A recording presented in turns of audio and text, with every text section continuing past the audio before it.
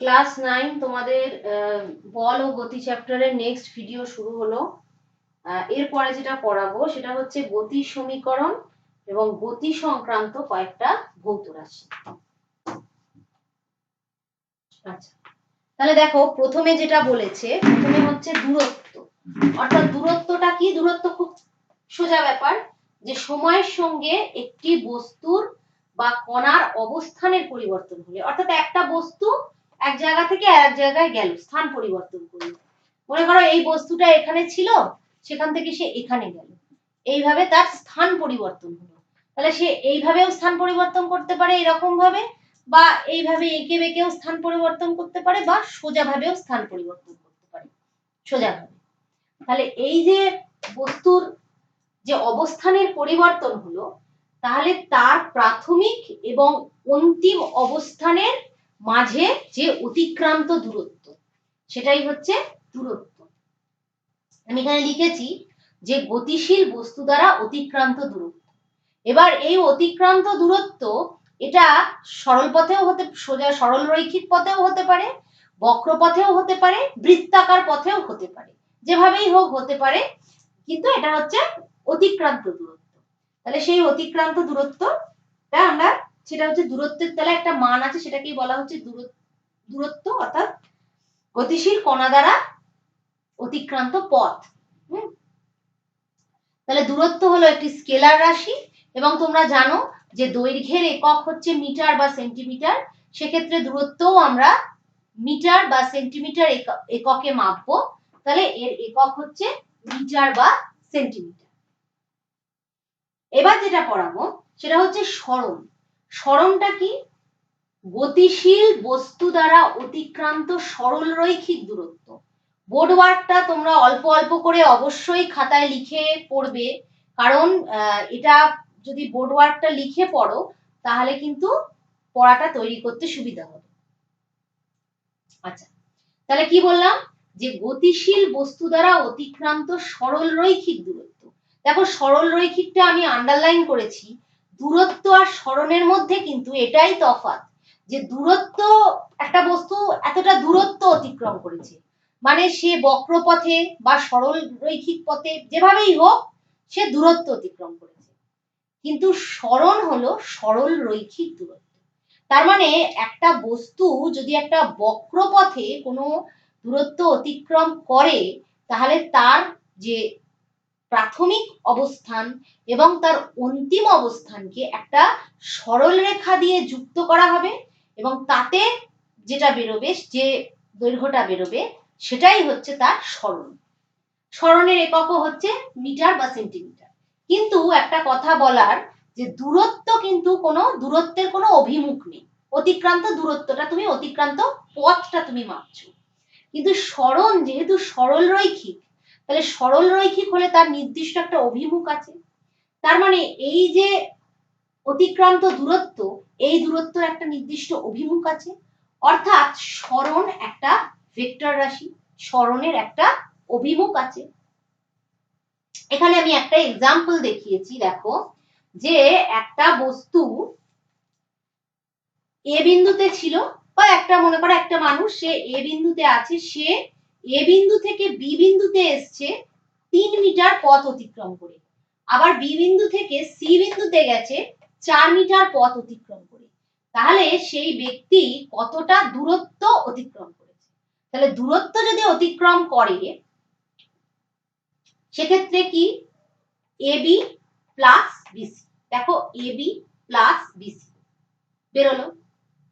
আবার আমি যদি বলি তার সরণ কতটা, তখন আমাকে কি করতে হবে? যে এই যে পথটা, এটা হচ্ছে প্রাথমিক অবস্থান, এটা হচ্ছে অন্তিম অবস্থান। এইটা হচ্ছে প্রাথমিক অবস্থান, এইটা হচ্ছে অন্তিম অবস্থান। এই প্রাথমিক অবস্থান আর অন্তিম অবস্থানকে একটা সরল রেখা দিয়ে যুক্ত করা হয়েছে। এই সরল রেখার দূরত্বটাই হচ্ছে এর এর সরণ, বস্তুটার সরণ।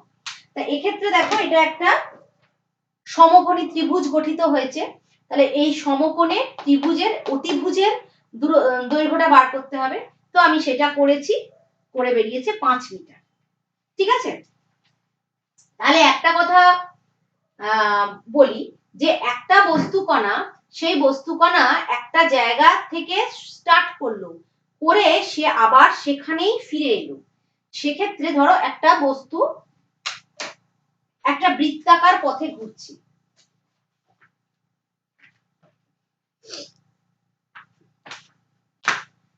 একটা বস্তু এখান থেকে স্টার্ট করেছে, করে এখানেই ফিরেছে। তাহলে এর অন্তিম অবস্থান এবং প্রাথমিক অবস্থান একই, অন্তিম অবস্থান এবং প্রাথমিক অবস্থান একই। তাহলে তার সরণ কি হবে? তার সরণ হবে 0, সরণ হবে 0। কিন্তু তার দ্বারা অতিক্রান্ত দূরত্ব সেটা কিন্তু 0 নয়, বস্তু দ্বারা অতিক্রান্ত দূরত্বটা কিন্তু 0 নয়, কিন্তু তার সরণটা কিন্তু 0। কেন না? তার অন্তিম অবস্থান এবং প্রাথমিক অবস্থানটা মিলে গেছে, একটা পয়েন্টে চলে এসেছে। তাহলে এটা বলা হলো। তাহলে আর এইটা থেকে একটা জিনিস তো বুঝতে পারছো যে একটা কণা তার মানে সেই কণা কর্তৃক অতিক্রান্ত দূরত্ব এবং সরণের মান সমান হতে পারে যদি বস্তুটা সরল রৈখিক পথে যায়। একটা বস্তু সরল রৈখিক পথে গেল, তার দূরত্ব এবং সরণের মান সেম। কিন্তু বস্তুটার পথটা যখন অন্যরকম, বক্রপথ হতে পারে, বৃত্তাকার পথ হতে পারে, সেক্ষেত্রে কিন্তু সরণের মান সবসময় দূরত্বের চেয়ে কম। তাহলে এটা বুঝতে পারলে যে এই যে ছবিটা আমি দেখিয়েছি, এখানে কিন্তু তোমরা দেখতে পেলে যে সরণের মান কিন্তু দূরত্বের চেয়ে কম যখন বস্তু অবস্থান পরিবর্তনটা সরল রৈখিক নয়। আচ্ছা, তাহলে এর একক আমার বলা হয়ে গেছে।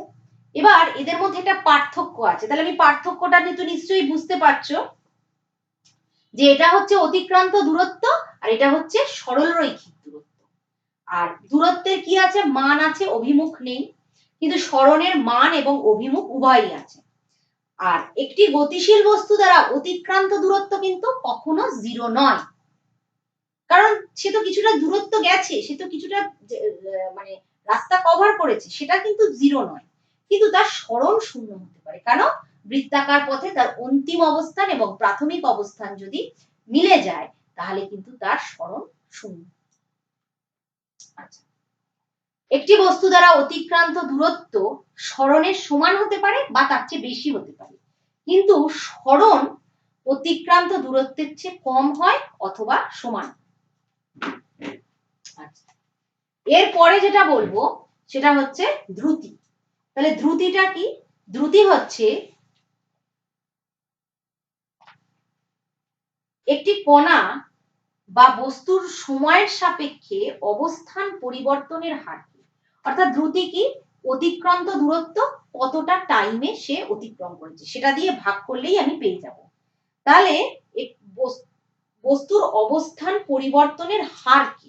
যতটা দূরত্ব অতিক্রম করেছে, মনে করো এরকম ভাবে যদি ব্যাপারটা বলি যে টি সেকেন্ড সময় ডি দূরত্ব অতিক্রম করেছে, তাহলে দ্রুতি কত হবে? দ্রুতি হবে ডি বাই টি।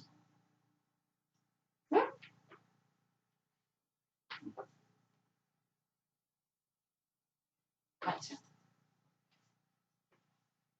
কি বললাম ব্যাপারটা? তাহলে অতিক্রান্ত দূরত্ব বাই সময়, সেটাই হচ্ছে দ্রুতি। তাহলে দেখো, যেহেতু এটা হচ্ছে দূরত্বকে তুমি সময় দিয়ে ভাগ করেছো, তাই দূরত্বের যেহেতু কোনো একক নেই, তাহলে দ্রুতিরও কোনো একক নেই। তাহলে দ্রুতি হচ্ছে একটা স্কেলার রাশি এবং দ্রুতির এককও হচ্ছে মিটার পার সেকেন্ড বা সেন্টিমিটার পার সেকেন্ড, অর্থাৎ অতিক্রান্ত দূরত্ব বাই সময়। এবার পরেরটা যাচ্ছি, সেটা হচ্ছে, এবার একটু বলি যে কোনো বস্তু বা কণা সমান সময়ের ব্যবধানে যদি সমান দূরত্ব অতিক্রম করে, অর্থাৎ একটা বস্তু কণা প্রথম 1 সেকেন্ডে গেছে 1 মিটার, তার পরের সেকেন্ডেও গেছে 1 মিটার, তার পরের সেকেন্ডেও গেছে 1 মিটার, তাহলে কি হচ্ছে? বস্তুটা সমান সময়ের ব্যবধানে সমান দূরত্ব অতিক্রম করেছে, তাহলে কিন্তু সেটাকে বলা হবে তার বস্তুটা সমদ্রুতি সম্পন্ন। আর যদি ব্যাপারটা এইরকম হয়, যদি জিনিসটা এরকম হয়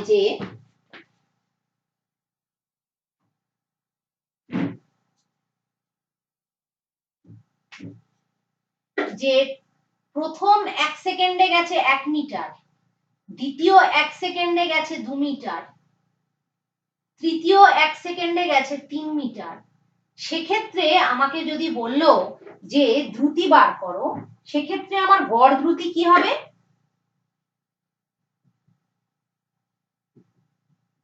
গড় দ্রুতিটা কি হবে? গড় দ্রুতি হবে প্রথমে গেছে 1 মিটার, তারপরে গেছে 2 মিটার, তারপরে গেছে 3 মিটার, টোটাল টাইম হচ্ছে 3 সেকেন্ড। তাহলে আমাকে ভাগ করে বার করতে হবে, আমার গড় দ্রুতি বেরোবে। তাহলে এই যে কণা 1 সেকেন্ডে 1 মিটার যাচ্ছে, পরবর্তী সেকেন্ডে 1 সেকেন্ডে 2 মিটার, আবার 3 মিটার, তাহলে এই কণার দ্রুতিকে আমরা বলবো অসম দ্রুতি সম্পন্ন বস্তু। আচ্ছা, এবার যেটা পড়াবো, এবার হচ্ছে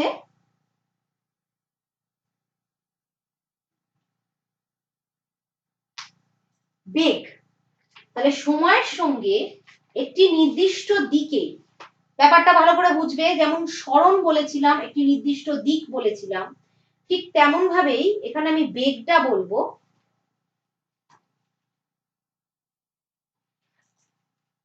হ্যাঁ, এখানে আমি বেগটা বলবো। বেগটা কি? যে সময়ের সঙ্গে একটি নির্দিষ্ট দিকে, অবশ্যই দিক কথাটা ভ্যালু আছে, যে একটি নির্দিষ্ট দিকে কোন সচল বস্তুর অবস্থানের পরিবর্তনের হারকে বলা হয় বেগ। তাহলে কি বেগটা কি? সরণ বাই সময়। সরণটা কি? সরল রৈখিক দূরত্ব, তাহলে একটা তার নির্দিষ্ট দিক আছে, তাহলে সেই সরণ প্রতি সেকেন্ডে কত সরণ, সেটাই হচ্ছে বেগ। প্রতি সেকেন্ডে কতটা সরণ আছে, তাহলে সরণের যেহেতু অভিমুখ আছে, তাহলে বেগেরও একটা অভিমুখ আছে, তাহলে বেগ কি রাশি? বেগ হচ্ছে ভেক্টর রাশি। এর এককও হচ্ছে মিটার পার সেকেন্ড, কতটা দূরত্ব প্রতি সেকেন্ডে, বা সেন্টিমিটার পার সেকেন্ড। আচ্ছা, তাহলে বেগের একক বললাম। এবার সমবেগ সম্পন্ন বস্তু, সেটা কি? যে যদি কোনো কণা বা বস্তু সমান সময়ের ব্যবধানে একই দিকে সমান দূরত্ব অতিক্রম করে। ব্যাপারটা কি? বারবারই এই একই দিকে কথাটা বলতে হবে, কারণ দিক পরিবর্তন হয়ে গেলেই কিন্তু বেগ পরিবর্তন হয়, কারণ যেহেতু বেগটা দিকের উপরে নির্ভর করে। তাহলে কোনো একটা কণা সে যদি সমান সময়ের ব্যবধানে নির্দিষ্ট দিকে সমান দূরত্ব অতিক্রম করে, তাহলে বস্তুর বেগকে বলা হবে সমবেগ। যেমন একটা কণার সরণ, হ্যাঁ, সেটা হচ্ছে 1 সেকেন্ডে 1 সেন্টিমিটার, তারপরে সেকেন্ডেও 1 সেন্টিমিটার হয়, তাহলে বস্তুটা হচ্ছে বলবো কণাটা সমবেগে গতিশীল, এবং বেগের মান হয় 1 সেন্টিমিটার পার সেকেন্ড। তাহলে বস্তুটা কি হবে? বস্তুটার বেগ হবে 1 সেন্টিমিটার পার সেকেন্ড, যদি সম বেগ সম্পন্ন কণা হলো। আবার অসম বেগ ব্যাপারটা কি? যদি কোনো কণা বা বস্তুর বেগের শুধু মান অথবা মান এবং অভিমুখ, অথবা মান অভিমুখ উভয় সময়ের সঙ্গে পরিবর্তিত হয়, তাহলে সেটা হচ্ছে অসম বেগ সম্পন্ন বস্তু। তাহলে অসম বেগ সম্পন্ন বস্তুর বেগ বার করতে গেলে আমাকে কি বার করতে হবে? আমাকে বার করতে হবে গড় বেগ। তাহলে গড় বেগটা কি?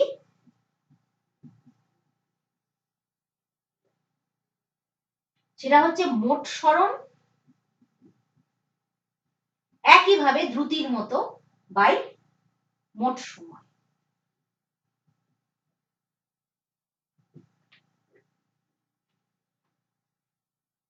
আচ্ছা, তাহলে মনে করো একটা কণা 2 সেন্টিমিটার ব্যাসার্ধ বিশিষ্ট একটি বৃত্তাকার পথের অর্ধেকটা পরিধির অর্ধেক পথ 2 সেকেন্ড সময় অতিক্রম করে।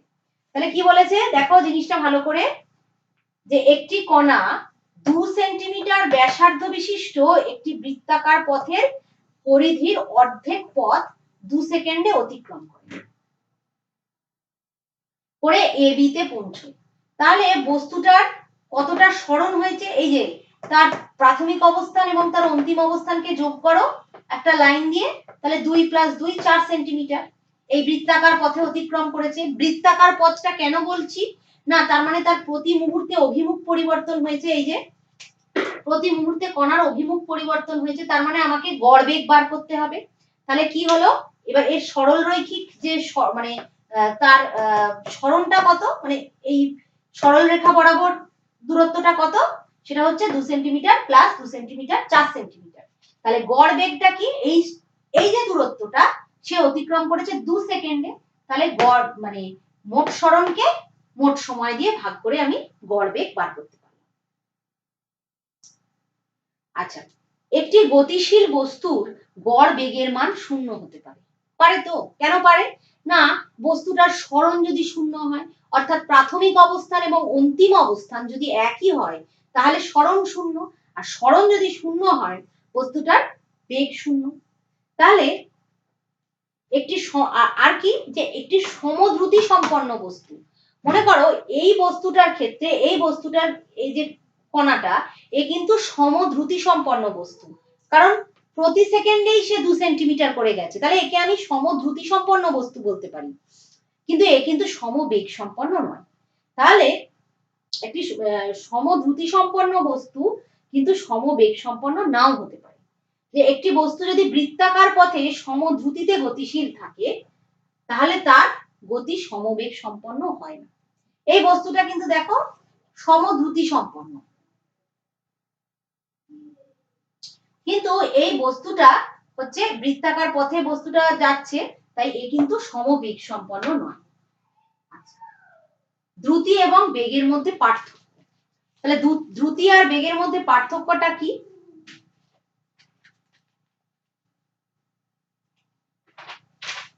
কোন কণা বা বস্তু একক সময় যে দূরত্ব অতিক্রম করে সেটাই হচ্ছে তার দ্রুতি, আর একক সময় বস্তুর সরণই হলো তার বেগ।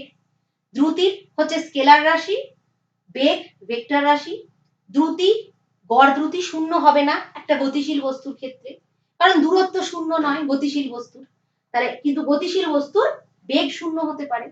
আর সমদ্রুতি সম্পন্ন বস্তু সমবেগ সম্পন্ন নাও হতে পারে বৃত্তাকার পথের ক্ষেত্রে, কিন্তু সমবেগ সম্পন্ন বস্তু কিন্তু সমদ্রুতি সম্পন্ন হবেই। যে বস্তুটা সমবেগ সম্পন্ন তার দ্রুতিও একই থাকবে, যেটা সরল রৈখিক পথ। আর একটি বস্তুর গড় দ্রুতি তার গড় বেগের চেয়ে বেশি হবে বা তার সমান, কিন্তু গড় বেগ কখনোই গড় দ্রুতির চেয়ে বেশি হবে না, সবসময় কম হবে। আচ্ছা, তাহলে এগুলো আমি মোটামুটি বলে দিলাম। এরপরে আমি যেটা বলবো, এরপরে কি আছে দেখো, ত্বরণ।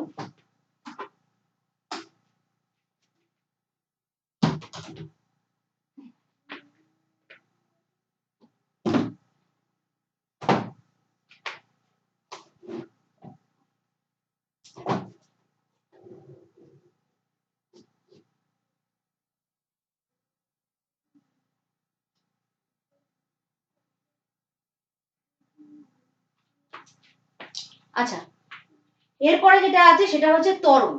ত্বরণটা কি, যে কোনো বস্তুর বেগ পরিবর্তিত হতে থাকে, অর্থাৎ যে আমরা যে গড় বেগ ব্যাপারটা পড়লাম, একটা বস্তুর এরকম হতে পারে প্রথম সেকেন্ডে তার বেগ হচ্ছে 2 সেন্টিমিটার পার সেকেন্ড, তার পরের সেকেন্ডে তার বেগ হয়ে গেল 4 সেন্টিমিটার পার সেকেন্ড, অর্থাৎ বস্তুর বেগ পরিবর্তন হতে পারে। তাহলে কোনো বস্তুর বেগ যদি পরিবর্তিত হতে থাকে, তাহলে সময়ের সাপেক্ষে বেগ পরিবর্তনের হার, অর্থাৎ বেগ পরিবর্তন সময়ের সাপেক্ষে, সেটাকে কি বলা হচ্ছে, সেটাকে বলা হবে তার ত্বরণ। সময়ের সাপেক্ষে বেগ পরিবর্তনের হারকে ওই বস্তুর ত্বরণ বলে। আচ্ছা, তাহলে একক সময়ে কোনো বস্তুর বেগের যে পরিবর্তন হয়, অর্থাৎ একক সময়ে বস্তুর বেগের যে পরিবর্তন হয় সেটাই হচ্ছে তার ত্বরণ। তাহলে এটা যেহেতু বেগের পরিবর্তন, তাহলে বেগের যেহেতু ডিরেকশন আছে, তাহলে ত্বরণেরও ডিরেকশন থাকবে, তাহলে এটা হচ্ছে অবশ্যই একটা ভেক্টর রাশি। আর বেগটা কি, বেগের দেখো আমি ত্বরণের এককটাকে আমি ইয়ে করেছি, ভেঙেছি। ত্বরণ মানে কি, বেগ পরিবর্তন বাই সময়। তাহলে এখানে কি আছে, এখানে আছে বেগের একক এবং আছে সময়ের একক। আবার বেগের একককে তুমি ভেঙে কিভাবে লিখতে পারো, সরণের একক বাই সময়ের একক। বেগ মানে কি, সরণ বাই সময়, তাহলে সরণের একক বাই সময়ের একক ইনটু এই যে সময়ের 1 বাই সময়ের এককটা থাকলো, তাহলে সেটা যদি থাকে তাহলে ওপরটা কি থাকছে, সরণের একক, আর নিচেটা হয়ে যাচ্ছে সময়ের এককের স্কয়ার। তাহলে এটা কি হয়ে গেল, এটা আমার মানে পুরো ত্বরণের ইউনিটটা বেরিয়ে গেল, ত্বরণের এককটা বেরিয়ে গেল। বা এটাও বলা যায় এভাবে যে ত্বরণের এককে, কোশ্চেনটা যদি এইভাবে আমি বলি যে ত্বরণের এককে সময়ের একক দুবার আসে, তাহলে ত্বরণের এককে সময়ের একক কেন দুবার আসে বা কিভাবে দুবার আসে, এটা 2 নম্বরের কোশ্চেন থাকে, এটা বলতে পারবে।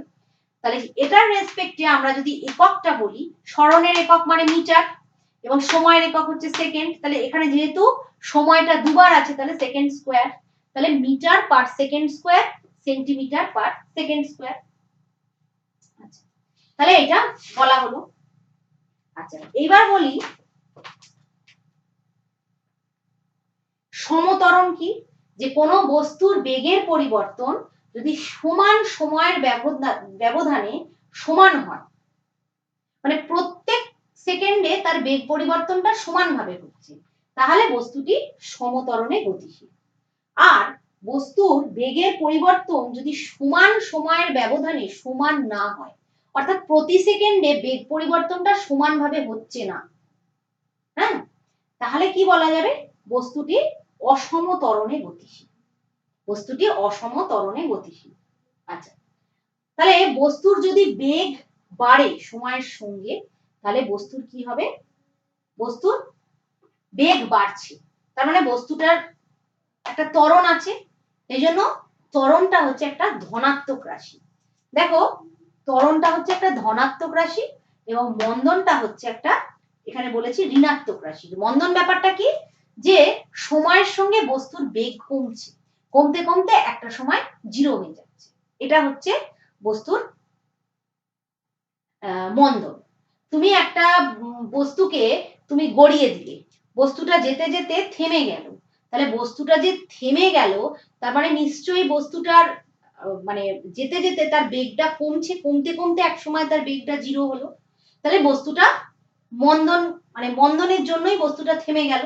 তাহলে মন্দন হচ্ছে ঋণাত্মক আর ত্বরণ হচ্ছে ধনাত্মক। ত্বরণটা কিরকম ভাবে বলতে পারি, যে বস্তুটাকে ওপর থেকে ফেলে দিচ্ছ, একটা বস্তুকে যখন ওপর থেকে ফেলে দিচ্ছ, বস্তুটার বেগ কিন্তু ধীরে ধীরে বাড়ছে, কারণ বস্তুটার ওপরে অভিকর্ষজনিত ত্বরণ কাজ করছে। একটা বস্তুকে তুমি একটা বস্তুকে ফেলে দিবে, তুমি একটা বস্তুকে এই যে ফেলে দিচ্ছ,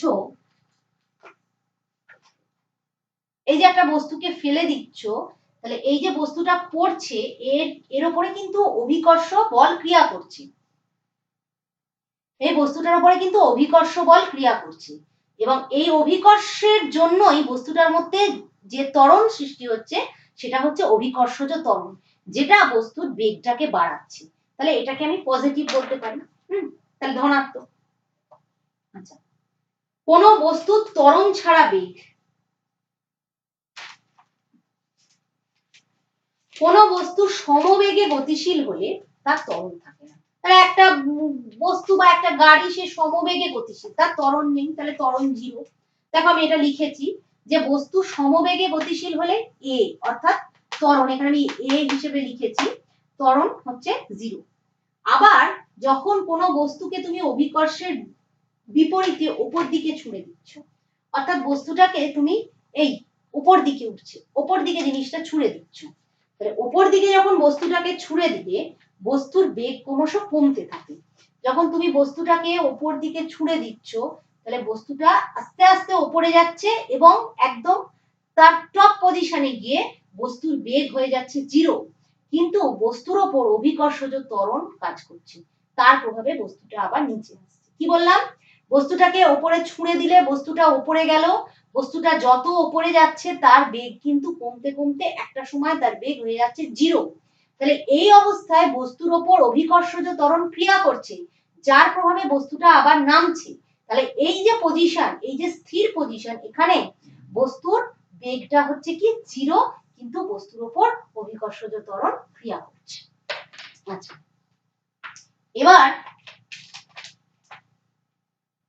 এবার দেখো আমি এই সমীকরণটা প্রমাণ করেছি। এই সমীকরণটা তোমাদের হয়তো ক্লাস 8এও ছিল। সমীকরণটা কি? v u + at, যেখানে আমি একটা বস্তু মনে করো, একটা বস্তু, সেই বস্তুটা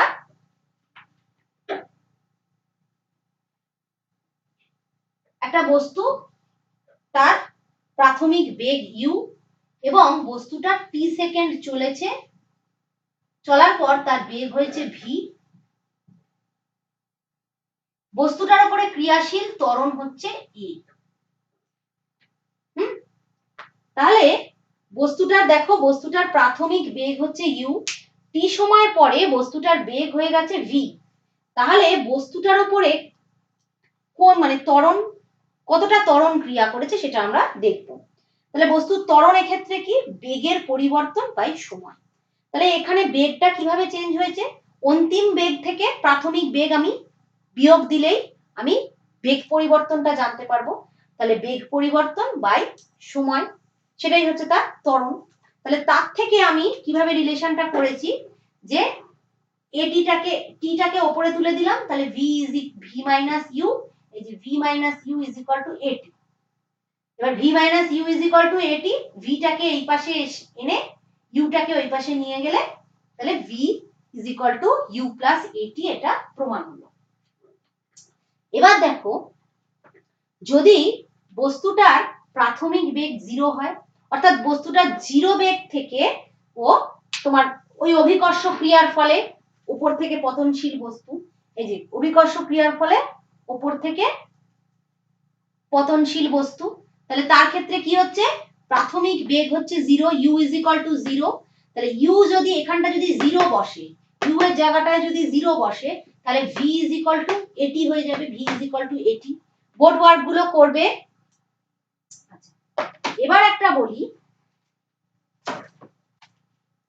যে একটা বস্তুর, আবার বলছি, যে একটা বস্তু প্রাথমিক u বেগ নিয়ে গতিশীল এবং বস্তুটা a মন্দন নিয়ে গতিশীল। বস্তুটা, এটা করলাম কি, যে একটি বস্তু u বেগে গতিশীল, প্রাথমিক বেগ তার u, তার উপরে a' মন্দন ক্রিয়া করছে। a' মন্দন ক্রিয়া করার পর বস্তুর অন্তিম বেগ হয়েছে v আফটার t সেকেন্ড। তাহলে কি হচ্ছে দেখো, আমি ওই একই ভাবে লিখতে পারি a' = আমি কেন উল্টে দিলাম, কারণ এক্ষেত্রে u টা বেশি, u - v/t, তাই তো? বা আমি এটাকে এভাবেও লিখতে পারি। কেন লিখলাম? এখানে কিন্তু এটার ক্ষেত্রে আমার কি ছিল, এটার ক্ষেত্রে আমার ছিল ত্বরণ যখন আমি বার করেছি, সেক্ষেত্রে আমার কি হলো, প্রাথমিক বেগটা কিন্তু অন্তিম বেগের থেকে কম, কিন্তু এটার ক্ষেত্রে আমার কি, এটার ক্ষেত্রে প্রাথমিক বেগ কিন্তু অন্তিম বেগের থেকে বেশি। তাহলে বুঝতে পারছো, প্রাথমিক বেগ অন্তিম বেগের থেকে বেশি। তাহলে সেক্ষেত্রে আমার কি হচ্ছে, আমি u -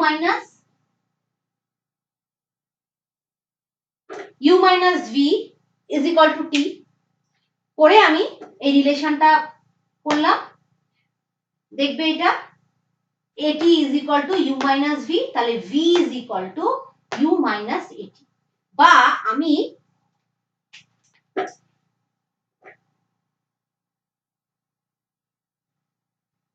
বা আমি এটাকে এভাবেও বলতে পারি, যে a' আমি মাইনাসটাকে বাইরে আনলাম, তাহলে v - u/t, তাহলে a' - a, অর্থাৎ ত্বরণ যে নেগেটিভ মন্দন, আমি এটাকে প্রমাণ করলাম। ত্বরণ নেগেটিভ মন্দন, সেটা আমার এখানে প্রমাণ করলাম। তাহলে আমাদের এই ভিডিওটায় আমরা মোটামুটি গতির সমীকরণ এবং এইগুলো সব কভার করলাম। এর পরের যে ক্লাসটা, এর পরের ক্লাসে আমরা গতি চ্যাপ্টারের উপরে কিছু অঙ্ক করাবো।